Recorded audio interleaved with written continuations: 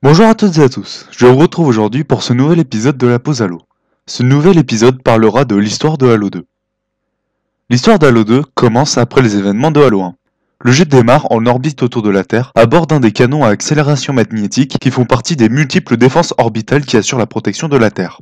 Le Master Chief et le Sergent Johnson participent à une cérémonie pour les féliciter d'avoir détruit l'une des armes les plus puissantes de l'univers. En parallèle, le procès d'un commandant Edith dans la capitale mobile des Covenants Grande Bonté se passe. L'élite est déchue de son rang, accusé d'être un incapable pour n'avoir réussi à empêcher les humains de détruire Halo. Il est torturé par Tartarus, le chef des brutes.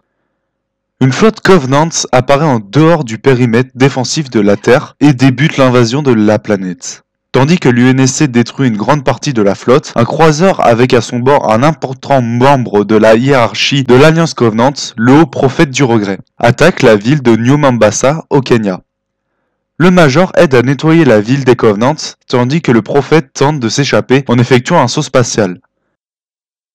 Le commandant Keyes, le sergent Johnson, Cortana et le Major le suivent à bord du vaisseau Innober Cloud.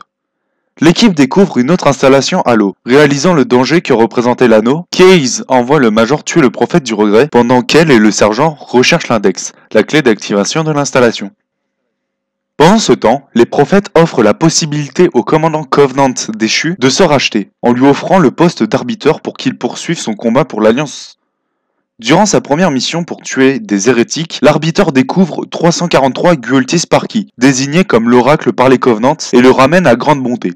Après cela, la flotte Covenant et Grande Bonté rejoignent le nouvel Halo, alias l'installation 05. À la suite d'un appel de détresse du prophète du regret, qui se fait finalement tuer par le Major, bombardé depuis l'espace, le Major tombe dans un lac et une mystérieuse créature tentaculaire lui vient en secours. La mort du prophète sème la discorde au sein des races de l'Alliance Covenant, notamment du fait que les brutes remplacent les élites dans la protection des prophètes.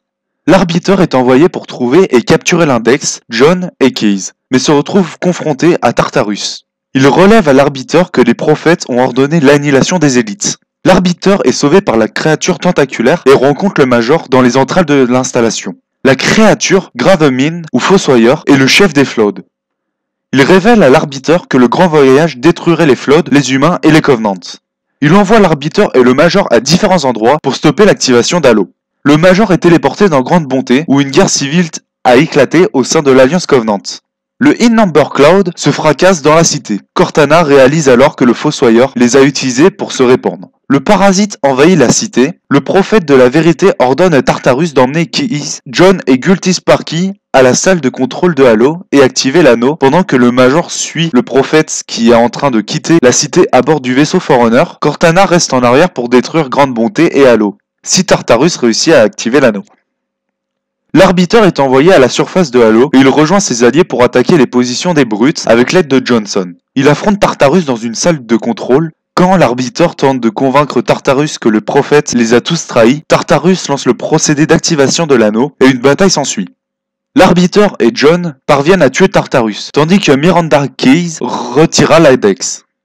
Au lieu d'éteindre l'anneau entièrement, un système est enclenché, mettant l'installation 05 et les autres halos en mode de veille, ne pouvant être réactivé qu'à partir d'un emplacement lointain que Gultis Sparky nomme l'Arche. Alors que le vaisseau du prophète de la vérité arrive au milieu d'une bataille sur Terre, Terrence Wood, commandant en chef des défenses de la Terre, demande au Major ce qu'il fait à bord de ce vaisseau.